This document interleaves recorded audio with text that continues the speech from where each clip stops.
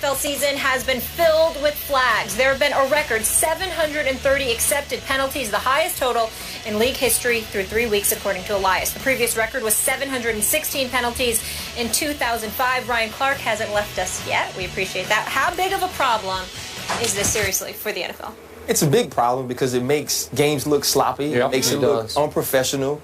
The games last forever. They're impossible to watch. But the other issue is it's everybody's problem. The NFL wants to put in rules. I've met with the competition committee, and you meet with them and they say, okay, we want to put a rule out for this and we want to do this. And now you can't pull guys off the pile for a fumble. You can't touch a receiver ever down the field. So you have those issues. And then you look at where the penalties are coming. It's false starts. That's a player penalty. You need to know the snap count if you're on the offensive line and wait for the ball to be snapped. Watching Aaron Rodgers is fun, but does any quarterback in the league get more free plays than he gets? Because people just jump off sides and then they run everybody down the field. He throws it up with no consequence. Tell him that.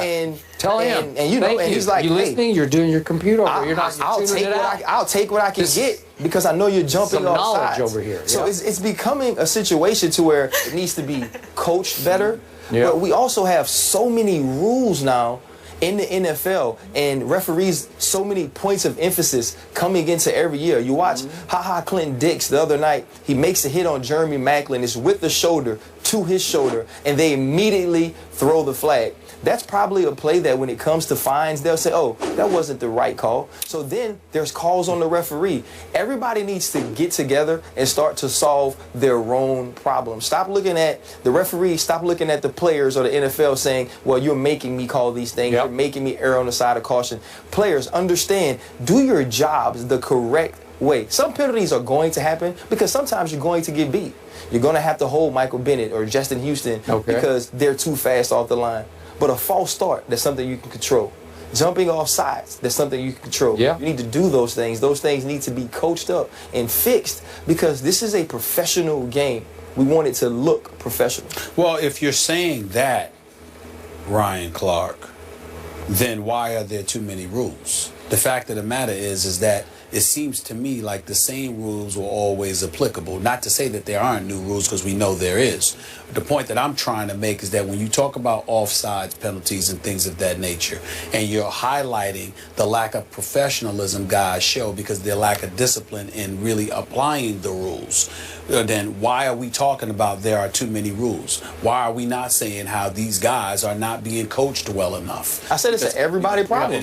But to me, I don't know if it's a league problem. And the reason why I don't know if it's a league problem, you know you can't jump off sides. You know stuff like that. You know you can't have false starts. You know that. So that the last time I checked, that rule existed back in, what was it, 2005, when the previous record was 716. It existed back in 2000. It existed back in 1995, 1990, 1985. The list goes on and on. There's a whole bunch of rules that have been in place, but those rules seem to be similar. If they had a breakdown of exactly what penalties were being called, I think we have. I got it. The most is offensive line holding. That's what I didn't see that in here in this story. I'm sorry. I just feel there was 730 penalties last year. It was 661, so it's up 69 from a year ago. I saw those numbers, but I would like to know what the breakdown is, because if we find out that it's rules that have been in place for generation that these guys are breaking, then to me that speaks more to the coaching.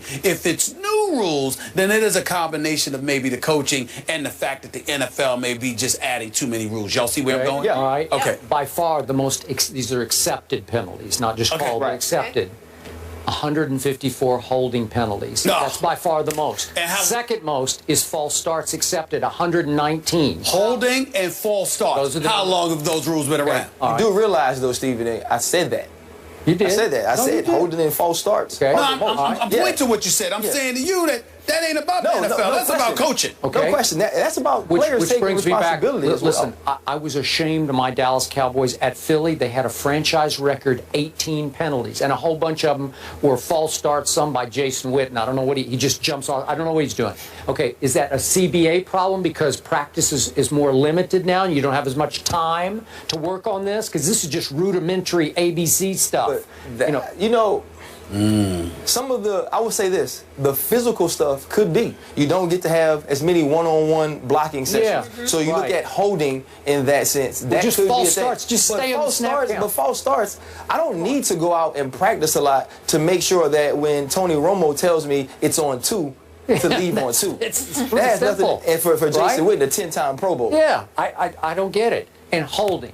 Okay, now we're back to the Shaquille O'Neal syndrome. When he was in his prime, he was just, he was unreffable because he would get the ball in the post, you remember this, and he would just fall backwards and power backwards toward the basket, and he was either charging or getting fouled. Which is it? I don't know. Well, a lot of this holding stuff, you literally could call it on every play. Maybe 3 or 4 players are holding, right? Right. Because it's just this tug of war. It's this battle for ground, sacred ground. And I don't know how you ref it. It's almost unreffable.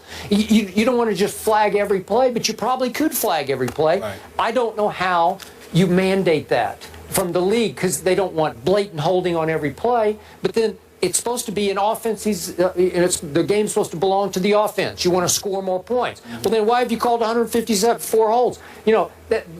Maybe you should just let it go. What if you just let them hold? Well, right? well, they're taught to hold. They're taught that that's the way you block. You get your hands inside and you grab cloth. And so what's happening, though, these athletes on defense, when you talk about J.J. Watts and Justin Houston's and Ndamukong Suh's, these guys are unblockable most of the time. And that's why these things are happening. But Stephen A. makes a good point about the coaching. Guys have to be coached up in certain situations to do the right thing. Offsides and false starts, that's not coaching. A lot of those other rules are, and it's an emphasis on those things. It's also picking the right players. You got to find guys that can get these things done. And either they're not out there from what we're seeing, or they're not being picked and put in the right position by coaching. And that's why I say it's an everybody The last problem. point, to bring up your point about the CBA, remember that would fall on the players as well. It would. Because one of the arguments that they made was to have less practice in terms of contact. So these are the kind of things that ultimately are a residual effect of it not practicing. Are we heading toward legalizing holding? Just legal, just so you can just grab. No, I don't believe that. Because I think once you legalize it, it goes to the point where they don't even try to conceal it. Guys are getting run by, they're grabbing jerseys from the back, and then it becomes an injury problem, which the NFL and NFLPA are trying to protect players. Gotcha. It'll be interesting to see how the league responds. Ryan, thank you so much for Thank you, hanging out with guys. us. We appreciate it.